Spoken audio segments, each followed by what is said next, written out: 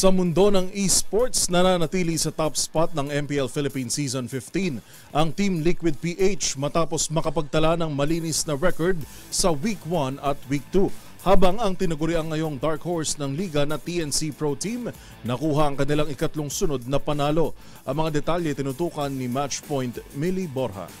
Patuloy ang mainit na simula ng TNC Pro Team sa Mobile Legends Bang Bang Professional League o MPL Philippines Season 15 matapos makuha ang kanilang ikatlong sunod na panalo sa Week 2. Sa pagtatapos ng team sa ikawalong pwesto sa loob ng 5 season, nabuhay ang pag-asa ng Phoenix Army matapos nitong talunin ng Smart Omega at Twisted Minds para maiangat ang kanilang record sa 3-1. Agad muling nagpakilala sa kanyang pagbabalik ang veteranong roamer na si Tristan Yawi Cabrera matapos dominahin ang Game 1 laban sa Smart Omega kung saan nakapagtala siya ng 3 kills at 8 assists laban sa isang death para makuha ang MVP honors. Hindi na pinatagal ng TNC ang Game 2 nang kuhanin ni Justin Zaida Palma ang Uncontested Lord sa 14 minutes ng laro bago pinangunahan ni Salvic Guzen Tolerba ang sweep sa pamamagitan ng isang double kill. Nagpatuloy ang TNC sa kanilang dominasyon kinabukasan laban sa Twisted Minds sa isang successful 2-1 victory na nagpababa sa record ng kalaban sa 0-4. Sa Game 2, nagningning si Zaida sa paggamit nito ng Nolan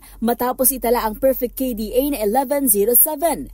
Habang sa Game 3, pinangunahan ni Guzen ang tagumpay sa pamamagitan ng 10 kills at 5 assists. Samantala sa ibang laban, nananatili sa top spot ng liga ang Team Liquid PH matapos dominahin ng AP Bren at Smart Omega upang maipagpatuloy ang kanilang 4-0 unbeaten run. Sa kasalukuyang standing, sinundan ito ng Aurora Gaming with 3-0 record, habang ang Team Falcon sa TNC ay nasa joint third place with 3-1 standing. Samantala, narito ang buong resulta ng nagilaro sa Week 2 ng MPL Philippines Season 15, habang narito naman ang mga larong dapat abangan sa Week 3.